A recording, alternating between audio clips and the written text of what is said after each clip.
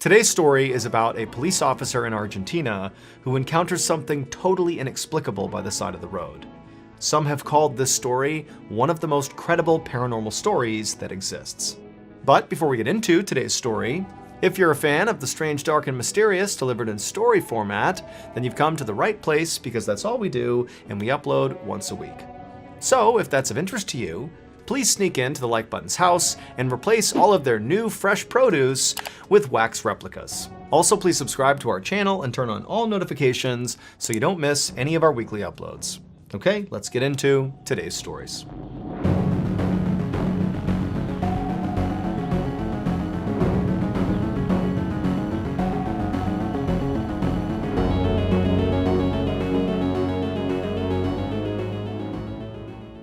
On the night of March 2nd, 2006, a 28-year-old police corporal named Sergio Pucheta rode his motorcycle down a dirt road in rural Argentina. It was pitch black out with no streetlights, and on either side of the road were mostly open fields, interspersed with patches of forest, and there were mountains rising up in the background. There was nobody around him for miles. This was an area called La Pampa, and it was famous for its beautiful landscapes and cowboy culture. Sergio was out here patrolling for poachers, who came out here at night to trap or kill the wild cats, monkeys, and birds that often sold for lots of money on the black market. It had been a quiet night so far, but Sergio knew from experience that the later it got, the more likely it would be that he would catch someone doing something illegal. At around 10 p.m., Sergio was riding down the road towards a crossroads that locals called El Cruce de las Cañas, and up ahead he saw the red taillights of a car.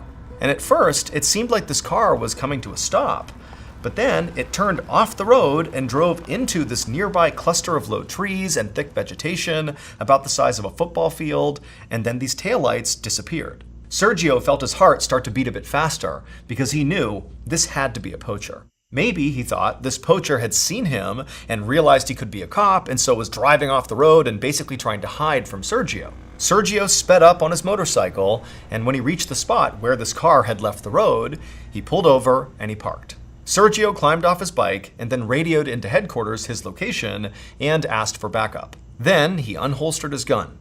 He knew this far out, it was going to take backup a long time to get here, and Sergio had no intentions of letting these poachers get away. Sergio had a flashlight, but he didn't bother to take it out because he didn't want to give away his position. But in the darkness, Sergio was having a really hard time finding where in this vegetation the car had gone. There were no broken branches or crushed bushes. I mean, the entire vegetation looked completely uniform and intact. And so Sergio, with his gun drawn in front of him, began pacing along the shoulder of this road, looking for tire tracks on the ground. But after looking for a while, he couldn't find any. Like there was no indication that a car was ever here or drove into this vegetation. And so eventually, Sergio just stopped and listened. He figured the poachers could only have driven a little ways into the trees before stopping, and so he hoped to hear them moving around. But as he stood there, all he could hear was the sound of the wind rustling through the trees, the crickets and cicadas chirping and buzzing, the hoots of owls, and the long, strange chirring sound of birds known as nightjars. Sergio knew if he wanted to catch these poachers, he couldn't just sit here all night hoping they made a noise. So he took a deep breath, stepped off the road, and made his way into the trees. He walked quickly but carefully, moving branches aside with one hand and holding his gun with the other, constantly scanning left and right for any movement or light. And when he was about 100 feet into the trees, he finally saw something. Out of the corner of his eye, he caught a glint in the darkness. And for a second, it almost looked like moonlight reflecting off of something metal. And so Sergio thought, that's got to be the car. I've caught them. They're right here. But when Sergio turned to face them, he immediately realized there was no car. What he saw was so jarring, so terrifying that for a second, he just stood there frozen to the spot.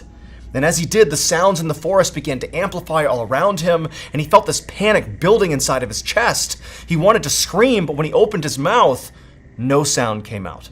A few minutes later, an off-duty police officer who was friendly with Sergio was heading to bed in his home when his phone rang. He looked at the screen and saw it was Sergio calling him, so he opened his phone and said hello. But Sergio didn't say hello back.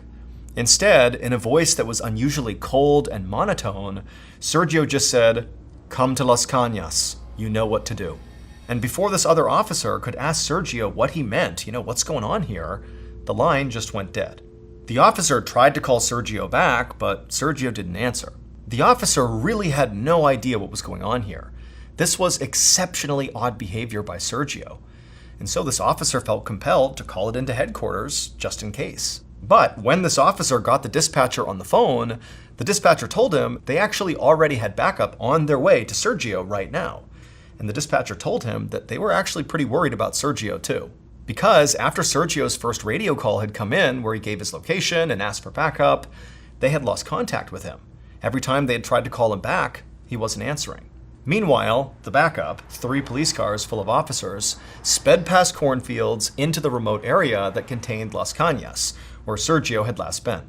And when they got to the actual spot on the road where Sergio had said he was, like his actual location, they found his motorcycle, but Sergio was nowhere to be found, and nobody else was there either. It was just this motorcycle. And so the 3 cars pulled over near the motorcycle, and the officers got out. One of the officers tried again to hail Sergio on the radio, but again they were met with silence. And so they all fanned out with their flashlights and began searching this road up and down, looking for any sign of Sergio. And after a minute or two, one of the officers spotted this cluster of metal in the sand by the side of the road. Now, this officer did not immediately connect whatever this metal was with whatever happened to Sergio. They just walked over to see what it was. But when he actually reached it and shone his light directly on it, he gasped and called out to the other officers, "Over here!" Because these pieces of metal definitely had something to do with Sergio. They were the completely disassembled parts of Sergio's radio and his gun. This discovery immediately launched a major police search operation. More backup poured into Las Cañas, and officers teamed up and continued to search the area. And pretty quickly, officers found what looked like Sergio's footprints heading away from the road and into the cluster of trees. So the officers began to follow them. However, after getting about 100 feet into the trees following these footsteps, they noticed something very strange. The footprints were getting further and further apart. At first, the officers thought, okay, well, maybe Sergio began sprinting and taking really big, long strides. But as they continued following these steps through the trees and out the backside into this big field, the distance between these steps continued to get bigger and bigger until finally the gap from one step to the next was 10 feet apart, then 15 feet apart, and then 20 feet apart. I mean, even if Sergio had been sprinting at full speed and literally leaping, this was too big of a distance to cover. I mean, this was literally humanly impossible. The police officers following these prints looked at each other uneasily. Each footprint was perfectly clear. There was no mistaking this was a human footprint. And then also, they were certain they were not missing prints in between the ones they could see. They really were spaced this far apart. The officers had been talking to each other when they began following these prints. But now they just walked in silence.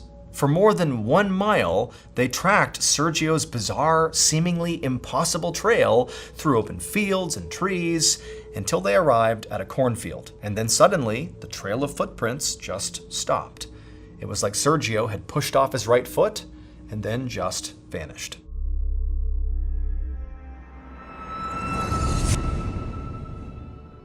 Thank you to BetterHelp for sponsoring today's video. In 2017, I left the military after 7 years, and I knew reintegrating into civilian life was going to be a challenge, but I was not prepared for just how much of a challenge it would be. When you're in the military, it's like you're sort of in a bubble. It's its own world.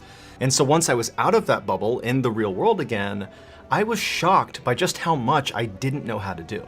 I didn't know how to use new technology. I didn't know how to find a good job. I didn't even know what a good job was. Like, the jobs themselves were confusing. And on top of all that, I was struggling with really dark, intrusive thoughts that were making my life kind of a living nightmare. However, instead of sharing this with anybody, I just held it in, and it only made my issues worse. Luckily, my family noticed I was really struggling, and they stepped in and they encouraged me to seek out help with a therapist. And I took their advice, and honestly, I don't know if I would be here if I hadn't. So if you're really struggling right now and you're kind of holding everything in, you really ought to consider giving therapy a shot. And one of the most accessible therapy platforms out there is BetterHelp. And they're on a mission to make starting therapy easier. All you have to do is fill out a brief questionnaire online, and then you'll be matched with a therapist in as few as a couple of days. And if that therapist is not a good fit for you, you can easily switch to another one who is at no additional cost. BetterHelp makes sure all their therapists are well qualified, and their customer support team is always there to help you. So if you're struggling and think you might benefit from a therapy session, click the link in the description or go to betterhelp.com/MrBallen and get 10% off your first month of therapy.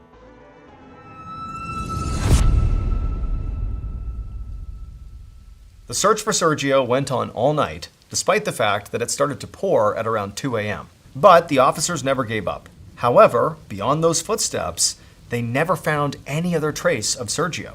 And there was one other thing police couldn't find. There was absolutely no sign of the poachers that Sergio had called in before he had vanished. There were no tire tracks from any vehicle other than Sergio's motorcycle. There was no broken vegetation or anything like that. It looked like no car had ever been driven into these trees. And there were no signs of any kind of struggle either that would explain why Sergio was gone and why his gun and radio were disassembled by the side of the road. The whole situation just made absolutely no sense. At 4:30 p.m. on March 3rd, 2006, so roughly 18 hours after Sergio had disappeared, a farmer was walking on his property about 12 miles away from Las Cañas when he looked up ahead and he saw this dark figure sitting by the side of the road. The farmer squinted to get a better look, and the figure looked like a man, but he was all curled up into a ball and he was sitting in the mud. Now, keep in mind, this area is like in the middle of nowhere, and so this farmer did not get a lot of people passing through the area, and so to see anybody was pretty rare, let alone what he was seeing now. And so, feeling curious, the farmer called out to this man, but didn't get a response, and so he just started walking towards him. And when he got up close, he saw this man was a police officer in full uniform. He had his knees pulled up to his chest with his arms wrapped around him, and his head was buried in his lap, and so the farmer couldn't see his face. And weirdly, even though it had only recently stopped raining and the ground that the officer was sitting on was still wet, this man was totally dry. The farmer leaned down and gently put his hand on the man's shoulder and said, "Sir, are you okay?"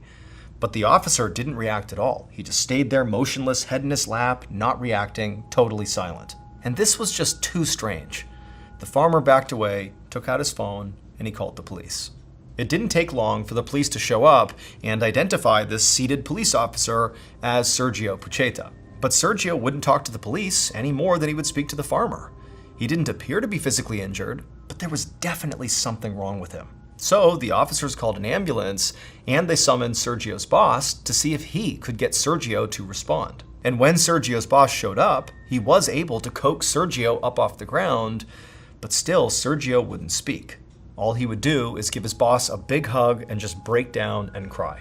So his boss led Sergio over to the ambulance, which had just arrived, and he got him in the back and he sat with him and then went with Sergio to the hospital and followed him into his exam room.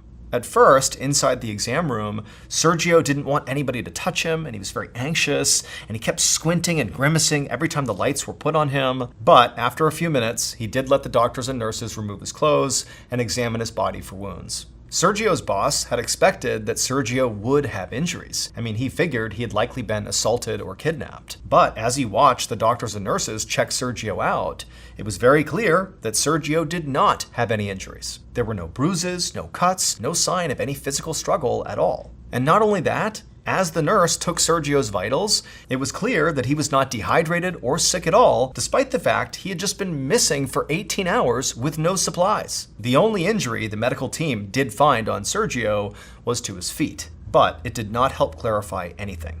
When they removed Sergio's boots and socks, they found these bizarre burns on the soles of his feet.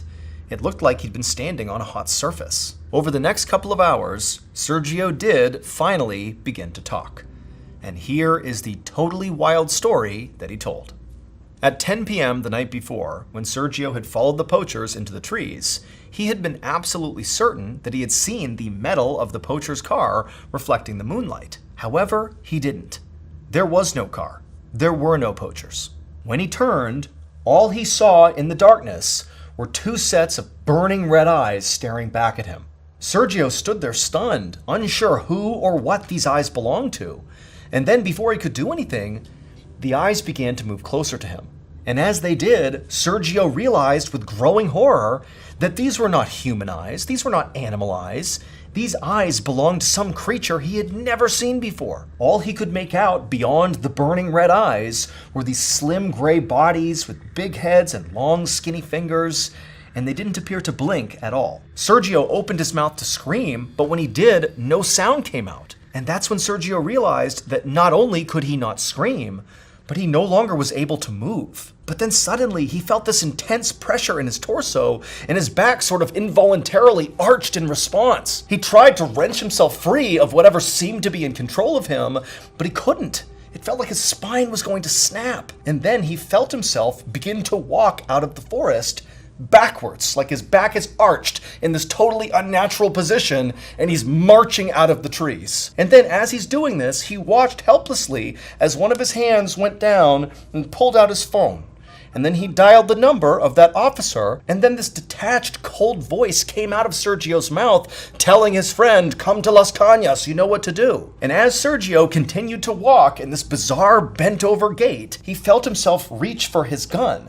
And after he drew it, he watched in horror as his hands fully disassemble it and drop the pieces on the ground. And then he watched himself do the exact same thing with his radio. And the whole time, these red-eyed creatures are just a few feet away, staring at him. It was only after Sergio had disarmed himself that he felt that intense pressure on him subside, and he realized this was his chance to escape. He took off running, but after only going a few steps, he felt himself get hit from behind and he pitched forward. He thought he was falling, but he didn't hit the ground. Instead, it was like he was being lifted up into the sky, and for a moment, he just careened through the air until abruptly, whatever force was holding him up let go. He fell to the ground and somehow managed to land on his feet, but then once again, he was lifted back up. And this time, he was thrown even farther through the air before he hit the ground. And then it happened again, and again, and again. And so as this was happening, Sergio realized these red-eyed creatures must be the ones in control, and they were playing with him. They knew he was trying to escape, but they didn't stop him. They just kept picking him up and throwing him forward over and over again. And as all this happened, Sergio began to feel his feet burn. The last thing he remembered was running through a cornfield. And as he did, he realized suddenly that it seemed like he was all alone. The red-eyed creatures were gone. And so Sergio looked over his shoulder, and all he saw were swaying corn stalks and darkness. And for a moment, he's thinking, maybe this is all over. But then, still running, he turned to look straight ahead, and he saw there was this incredible wall of just pure darkness. There was no cornfield, no ground at all. In fact, there was no sky, no moon, no stars, nothing. It was just pure black, like he had reached the actual edge of the world. And then, once again, he felt himself begin to rise into the air, and he looked down into this darkness, into this void, and staring back at him are two red glowing eyes. After that, Sergio passed out, and he had no idea how he wound up 18 hours later on the side of the road, absolutely frozen in fear. No one has ever been able to explain what happened to Sergio, including Sergio himself. But it should be noted that Argentina and South America more broadly is a very well-known hotbed of paranormal activity. Following this incident, Sergio was so traumatized that he retired from the police force. To this day, cops and locals still report seeing strange lights in and around Las Cañas. And now, here's a clip from the latest episode of Run Fool. Enjoy. I just got a weird call, and sorry, I was supposed to record an episode on this haunted doll, but that can wait. Cause I just heard let me get my bearings here. I'm rattled if you couldn't tell. I just hung up the phone. No, wait, sorry. Let me backtrack a bit. I've been in the recording studio for, it's gotta be more than 24 hours. Maybe more like a day and a half, something like that. See, we had a lot of Run Fool episodes to get through, and I'd fallen behind.